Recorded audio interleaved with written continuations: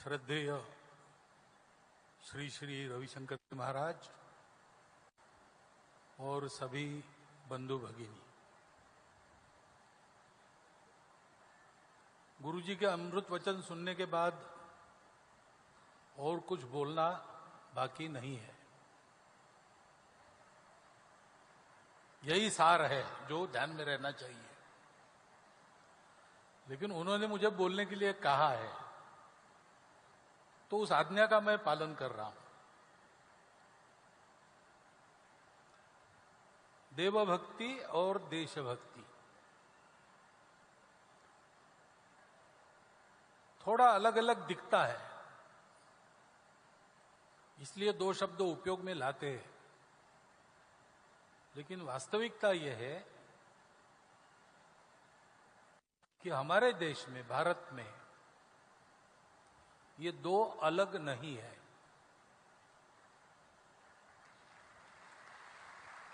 एक ही बात है। जो वास्तविक भक्ति करेगा वो देश की भी भक्ति करेगा,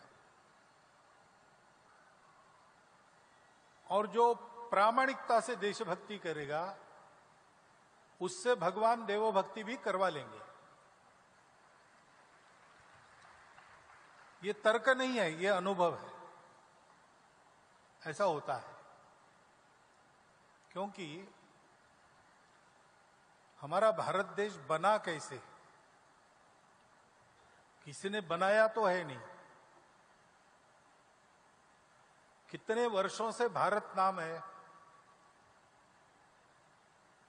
बहुत प्राचीन समय से, शायद इतिहास भी तब तक जागा नहीं था। वो भारत बना क्यों? इसीलिए बना।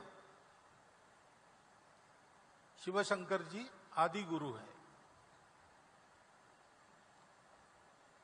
तो सबके अंदर जो एक तत्व है उसको जानने के 108 रास्ते सबको सिखाने वाली शिव जी है। अलग अलग पद्धतियां, 108 प्रकार की।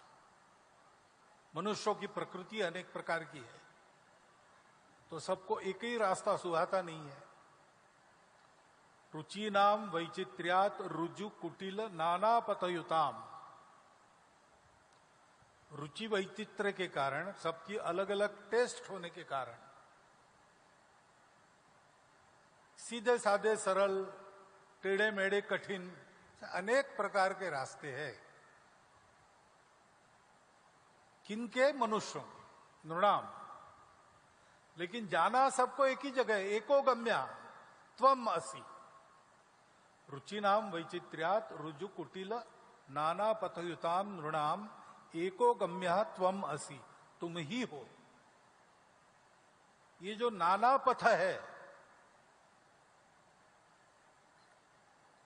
इसके उद्गाता एक तरह से शिवजी है। सारी मानव जाति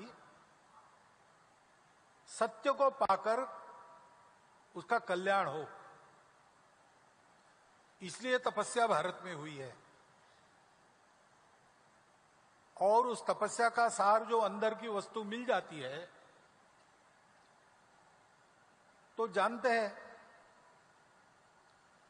कि जो हम में है वो सब में है, और जो सब में है वही मुझ में है। तो हमारा आपस में संबंध है, प्रत्यक्ष रिश्ता है, हमारा कॉन्ट्रैक्ट नहीं है। बच्चों को हम इसलिए नहीं पढ़ाते कि वो बड़े होकर हमारी सेवा करें। वो नहीं करेंगे तो भी पढ़ाना हमारा काम है, क्योंकि वो हमारे अपने हैं।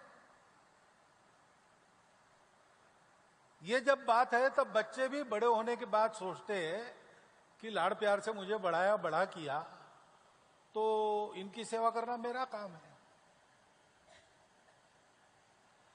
जीवन अपनेपन के आधार पर चलता है। इस अपनेपन के संबंधों को आज दुनिया तरस रही है।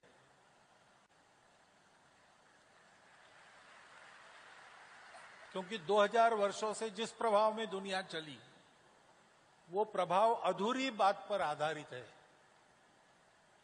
उसको ये जोड़ने वाला मालूम नहीं जो सबके अंदर है।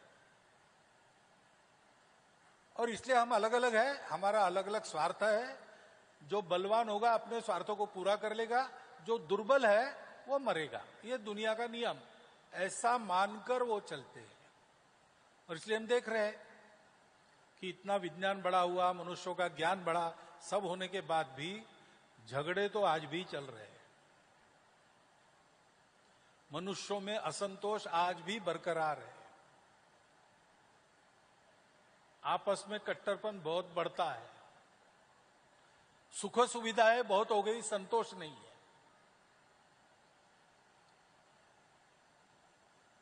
विकास बहुत हो रहा है, पर्यावरण खराब हो रहा है।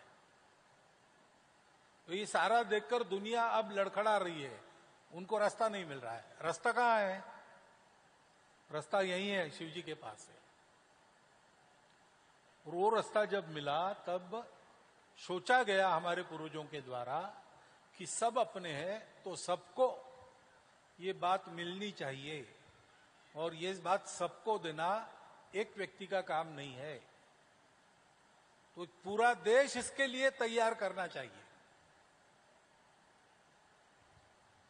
इसलिए बहुत बड़ी मात्रा में गांव तक, जंगलों तक, झोपड़ी झोपड़ी तक हमारे पूर्वजों ने ज्ञान का प्रबोधन किया और पूरा एक देश ऐसे बनाया जिसका जीवन देख के दुनिया समझ जाए।